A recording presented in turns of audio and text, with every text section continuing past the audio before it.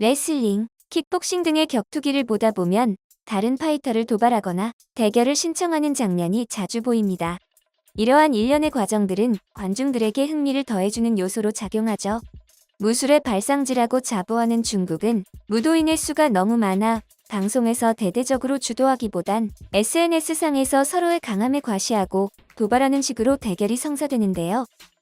그러다가 어떤 두 무도인 간의 갈등이 입소문을 타고 주목을 받게 되면 TV 방송을 타게 되는 경우가 대부분입니다. 그리고 중국 무술의 실존성에 대해서는 이미 여러 매체를 통해 허구성이 밝혀진 바 있는데요. 하지만 이들은 각종 이유를 들며 허구성에 대한 명확한 답변을 주지 않고 있는 실정입니다. 하지만 허구성은 둘째치고 이들이 서로 도발하고 대결까지 성사되는 과정 자체가 재미있기 때문에 여전히 중국 무술을 보는 팬층은 두꺼운 편인데요.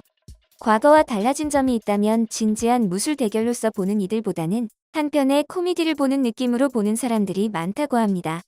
제로 코로나 때문에 이런 활동이 거의 없어진 실정이라 웃음거리가 사라져 아쉬움마저 든다고 하죠.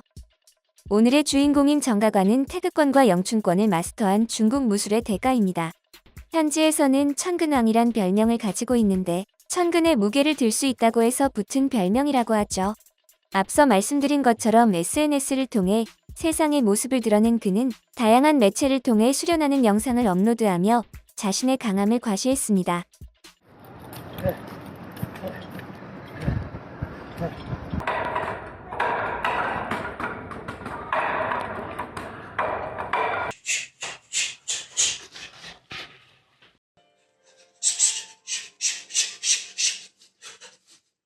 또한 그는 훈원영의 태극권 장문인인 마보국과 인연을 맺으며 그의 제자가 되었다는 얘기도 있었습니다. 마보국은 부친으로부터 7살부터 산동 마가쿵푸를 배웠고 성인이 된 후 군인, 대학생, 공무원, 사업 등 다양한 활동을 하다가 1982년 형이권을 배우고 97년부터 훈원 태극권을 배웠다고 하는데요. 2013년에 발전형인 훈원영의 태극권을 창시한 자칭 무술 고수로 알려져 있습니다. 중국의 MMA 격투가 쉬샤오둥이 한창 중국 무술은 가짜라며 도장 깨기를 하던 때 마보국 또한 쉬샤오둥에게 도전장을 내밀었고 경기 당일 경기장에 경찰들이 난입해서 제지되는 바람에 무산되었다고 하죠. 당시 언론 보도에 따르면 쉬샤오둥은 완벽하게 준비해야 한다며 국가 자격증을 취득한 심판을 초청하고 언론들에게 장소 및 시간을 공지했으며 상하이 공안국의 현장 안전을 위한 신고, 상대방을 위해 보험에도 가입하는 등의 작업을 경기 전에 마쳤었다. 그러나 경기 10분 전 경찰들이 들이닥쳤고 절차에 맞지 않다며 경기는 중단되었다. 장소를 제공한 체육관 또한 당일 하루 동안 압류당했다. 경기 당일 마보국은 미리 체육관에 도착해 있었다고 하지만 차 안에 숨어 있었으며 경찰에 신고한 것도 그의 조카이며 경찰이 들이닥친 후 모습을 드러낸 것이 밝혀졌다. 라며 망신을 당했는데요.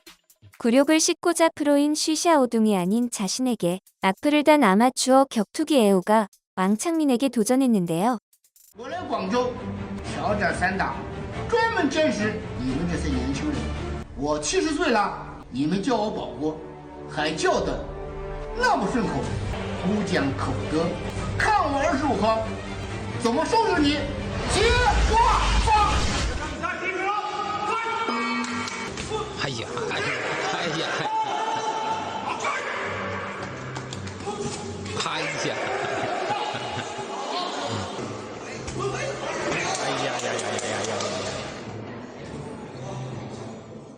이렇게 추태를 보인 것도 모자라 눈에 피멍이 든 채 SNS로 돌아와 컨디션이 안 좋아서 졌다며 정신 승리를 했는데요.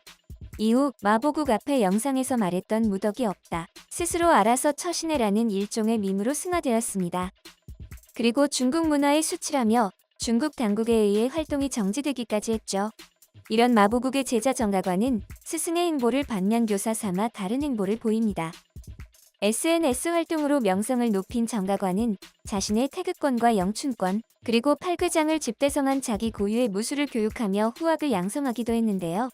대외 활동이 점차 활발해지자 네티즌들은 그를 의심하기 시작했고 그는 자신이 뒤처지지 않았으며 자신의 무술의 실존성을 증명하기 위해 무대에 오르길 원했습니다. 그래서 자신과 싸울 상대로 가장 마찰이 많았던 리베산과 대결하기로 했는데요. 하지만 처음 대결에 동의했던 것과 달리 리베산이 체중 90kg에 주짓수 퍼플 벨트라는 사실을 알자 바로 대결을 철회합니다. 자신의 스승이 아마추어 격투기 애호가에게 덤벼들었다가 망신을 당한 것을 봤기 때문이죠. 그렇다면 수치상으로 자신보다 약해 보이는 사람을 찾아야 했는데 그게 장영입니다. 장영은 중국의 ITF 태권도 사범으로 격투 경력도 없으며 체급도 장가관이 13kg 높아 사실상 지는 게 이상한 상대였는데요. 바로 대결을 승낙한 정가관은 태권도에 불리한 주짓수 룰로 장영과의 경기를 가집니다.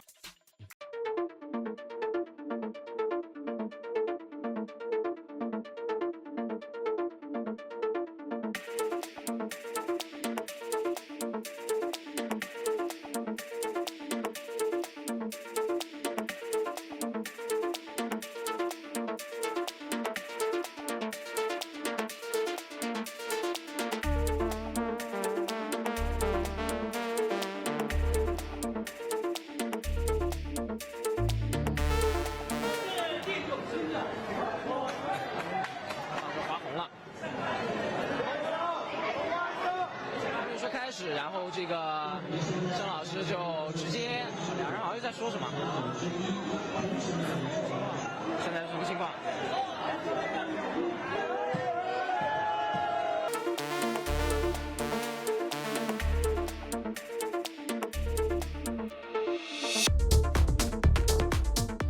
경기에서 진 정가관은 스승처럼 변명을 늘어놓는데요.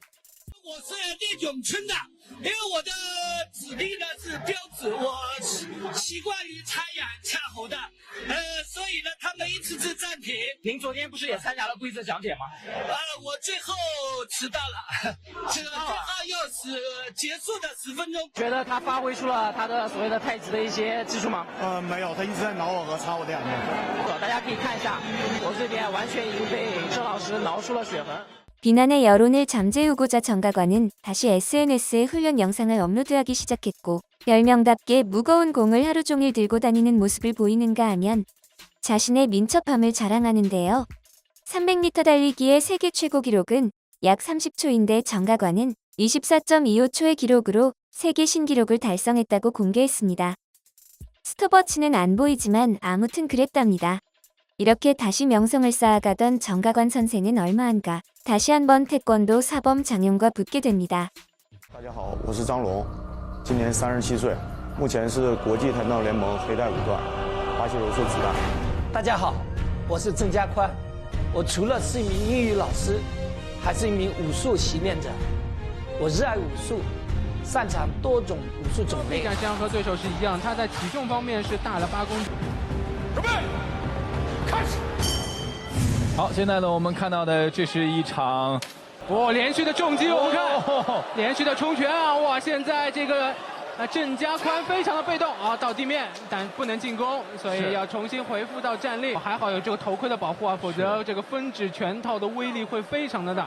上来之后呢，张龙呢直接是用了一个高密度的进攻，给了郑家宽的一个重击。然后呢，我们的规则是进入到地面之后就不能再击打了。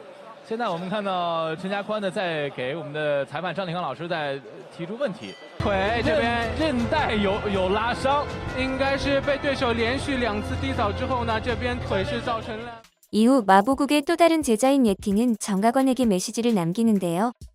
郑家宽昨天打的比赛挺好啊，15秒就让人 KO 了，哎，不是 KO， 是认怂了，啊，踢疼了，打上2拳疼了，不敢打了。 就你这个德行的，你还出来打什么比赛？我废话不跟你多说，郑家宽啊，我向你提出几个条件：第一，你要出来声明，你是按照你个人打的比赛，不是代表传武；第二，跟我们会员形意太极门毫无瓜葛；第三，向媒体公布，以后不要再写你是会员形意太极门的弟子。 사건이 잠잠해진 후 정가관은 다시 SNS의 모습을 드러내며 분노를 표출하는데요. 跆拳道，听着，别再耽误孩子们的青春年华了。希望孩子们多学习中国搏击、中国散打。张龙、刘总跟田野一干，呀！ 중국에서 가장 쉽게 적을 만들 수 있는 방법은 겸손함을 잃고 상대방의 체면을 깎아내리는 것이라고 합니다. 체면에 지나칠 정도로 민감해 목숨보다 중히 여기는 경우가 있다고 하는데요.